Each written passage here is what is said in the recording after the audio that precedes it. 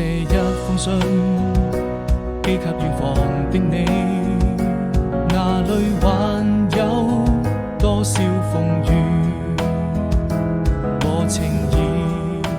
腳下時還玩笑可睡，存留不捨流淌記憶。你的歡笑是那麼幸福甜蜜，此刻都珍藏心底，靜下回憶，陪着你漸漸遠去。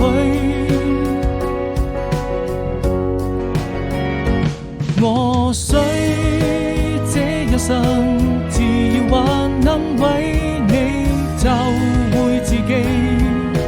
寂寞的時候，請點一盞燈亮起，在無數個黑夜裏，但永遠都不會分離。